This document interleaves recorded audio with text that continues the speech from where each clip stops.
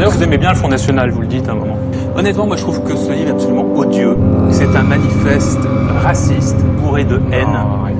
Si, non, je Non, plaise. attendez. Et j'ai pesé mes mots. Toutes ces polémiques, tout ce buzz, ça a servi. Ça fait vendre.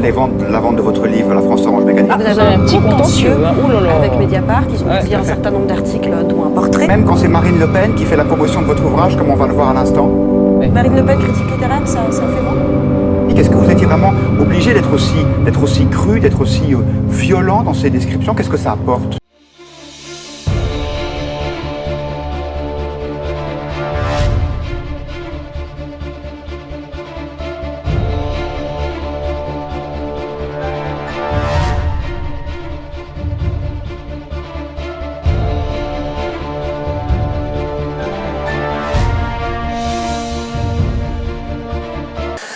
La France Orange Mécanique, moi mon idée c'était je constatais tous les jours sur le terrain que tous ceux qui étaient concernés par l'insécurité, victimes, policiers, magistrats, voyaient la même chose.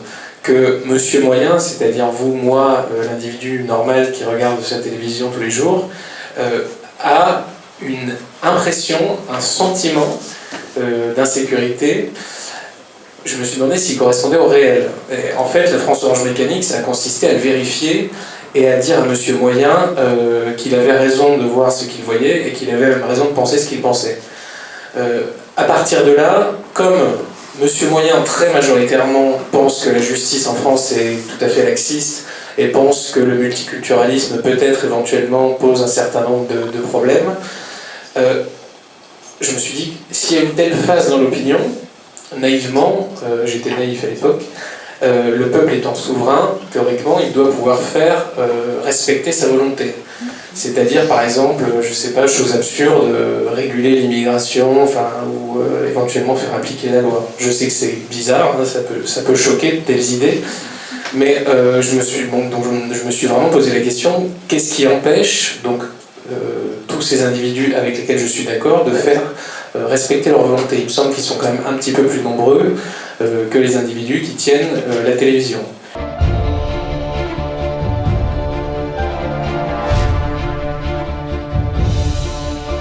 Utoya, c'est l'histoire d'un homme qui a voulu marcher sur le monde. Utoya, c'est comme Utopia, c'est une île, un petit paradis, isolé où n'entrent pas les méchants. Sauf que Breivik, lui, il est entré. Et il a fait du paradis des autres un enfer. Cet enfer, il est né dans sa tête.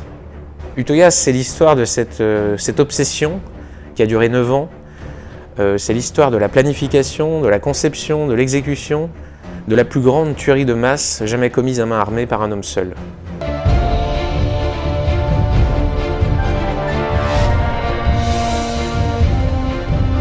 Ceux qui ont accès à l'expression publique ne pensent pas comme vous et moi. C'est une sorte d'école de journalisme géante. Géante justement, ces individus sont assez peu nombreux finalement. Et il y a un déséquilibre qui est très frappant. C'est-à-dire que quand le samedi soir vous regardez Aymeric Caron à la télévision, personne ne vous entend l'insulter. Vous êtes très seul. Et lui, il est en train de parler à des millions de vos semblables. Et dans toute votre existence, vous ne parlerez jamais à autant de personnes qu'Aymeric Caron. Donc, on s'interroge, de qui tient-il sa légitimité suprême? Qu'est-ce qui fait que lui, il a cet accès formidable, cette puissance de frappe phénoménale? Et qu'est-ce qui fait que vous êtes condamné à lui jeter des chips au visage et à vous énerver dans votre canapé? Alors il y a plusieurs raisons. Il y a cette fameuse création de l'audiovisuel public, de l'audiovisuel même en général, qui permet ce déséquilibre. Le fait qu'une petite poignée d'individus peut contrôler l'accès à la parole et peut donc imposer à la foule des messages qui prennent la forme de récompense ou de punition. Et là, ça s'apparente à un dressage vraiment de type animalier. C'est-à-dire que je considère dans ce livre, je le détaille un petit peu, que l'homme est un animal domestique et que donc il répond à une logique très stricte de récompense et de punition. Quand vous dites dans la rue qu'il ne faut pas faire d'amalgame, par exemple, qu'il ne faut pas stigmatiser, qu'il ne faut pas généraliser, que la diversité est une richesse, etc., vous prenez une sorte d'aura morale fantastique, vous passez au-dessus de la foule, en quelque sorte. Vous ne restez pas au niveau du sens commun. Vous vous élevez au-dessus. Ça, c'est intéressant. Et parallèlement, vous avez une menace qui pèse sur vous en permanence, que la télévision réussit à faire peser sur vous, que les individus comme Caron vous menacent tacitement de représailles si vous ne pensez pas correctement. Si vous envisagez de faire un amalgame, par exemple, vous vous posez des questions, vous vous demandez si vous ne risquez pas par hasard d'être mis à l'index et d'être exclu de votre groupe, parce que c'est notre terreur d'animal, c'est la peur de l'exclusion du groupe, c'est à ça que tout fonctionne. On a tellement peur d'être exclu de notre petit groupe de proches, d'amis, de travail, de tout ce qu'on veut, qu'on a tendance à prononcer des opinions et des jugements conformes. Et on le fait tous, je sais pas, moi c'est un de mes sports favoris, mais tout le monde n'aime pas gâcher des repas de famille. Donc il a tendance à modérer nos jugements et à se dire que bon, finalement, je vais mettre un petit peu d'eau dans mon vin, surtout quand le sujet est extrêmement sensible, quand par exemple quelqu'un, tonton Fernand, se met à dire que les immigrés, ça commence à bien faire, et que là il y a Tata Brigitte qui s'énerve en disant que c'est scandaleux, on ne peut pas dire ça. On a des alarmes qui s'allument dans notre tête en se disant là c'est un sujet extrêmement sensible, donc je risque, c'est-à-dire que ma position sociale est en jeu. Alors ça se passe dans la rue, ça se passe en famille, ça se passe à la télévision, et tout ça répond à une forme de conditionnement. Il y a la bonne pensée, il y a la mauvaise pensée. Les journalistes aujourd'hui ne se contentent pas de donner une information. Par exemple, on ne vous dit pas Robert Ménard décrète qu'il y a 64,9% d'individus de type arabo-musulman dans les écoles de sa ville. On vous dit dérapage de Robert Ménard. Voilà. Dérapage, c'est une prise de position morale de la journaliste qui n'a techniquement pas lieu d'être. Elle est juste censée vous rapporter l'information, et c'est à vous, normalement, avec votre cerveau tout à fait indépendant, de décider si oui ou non ce que dit M. Ménard est scandaleux ou pas. Donc, tout ça, c'est les deux questions centrales de la France Big Brother, c'est qui sont ces gens qui ont monopolisé, colonisé l'expression de la parole publique, et pourquoi nous, qui sommes extrêmement nombreux, qui sommes théoriquement souverains, qui ne supportons pas cette situation, pourquoi l'accepte-t-on aussi facilement ?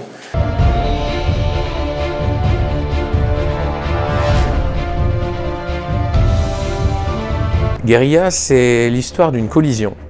Celle des banlieues, du terrorisme, d'un pays lâche, des peurs, des haines, des foules, de la folie. Donc c'est l'histoire de la guerre civile, d'un pays malade qui est soudain confronté au réel pur. Guérilla, c'est l'effondrement de la France, en temps réel, en 3 jours. En gros, Guérilla, c'est un peu la contraction de la France Orange Mécanique et la France Big Brother. C'est qu'on a à la fois le résultat de l'insécurité en France, du laxisme judiciaire, d'une situation sociale tout à fait incontrôlable, des actes terroristes qui viennent s'ajouter à ça, et en plus, le rôle médiatique de conditionnement, de criminalisation des inquiétudes et d'empêchement. Le média empêche le citoyen d'accéder à des réalités qui pourtant deviennent de plus en plus difficiles à dissimuler. Guérilla, c'est la résultante de tout ça en fait.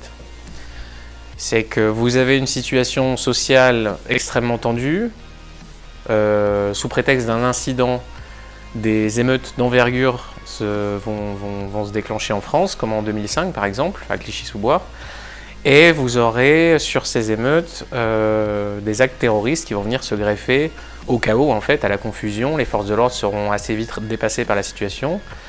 Les médias continueront à dire que ces événements sont le résultat du marasme social, etc. En gros, que c'est la faute de la société, que ces révoltés sont légitimes dans leurs revendications, et que par conséquent, il faut les entendre et il faut plutôt aller dans leur sens et dénier à la police, en fait, le monopole de la violence légitime. Donc, c'est-à-dire, en gros, les policiers sont les méchants, les jeunes révoltés sont les gentils, et le citoyen moyen, dans tout ça, regarde la télévision et attend la suite.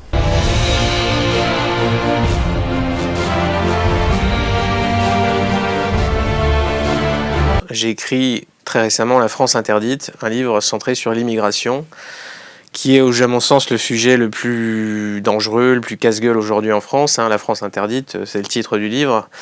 Évidemment, j'ai pas un accès médiatique considérable pour en parler, Quand cet accès a lieu, ça se résume à de l'inquisition, à de l'intimidation. Donc aujourd'hui en France, on ne peut pas débattre sereinement de ce qui touche à l'insécurité, à l'immigration, au conditionnement médiatique, sans être accusé de ce qu'on sait, de faire le jeu de on sait qui, l'extrême droite, le Front National, etc. Donc tout le débat public aujourd'hui sur ces thématiques-là est entièrement piégé en fait. Et c'est ce que j'ai voulu montrer dans ce livre, en plus de, pour une fois, apporter une vraie pierre au débat, c'est-à-dire des chiffres, des études précises sur la question démographique, sur les conséquences de l'immigration, conséquences économiques, sociales, culturelles, etc.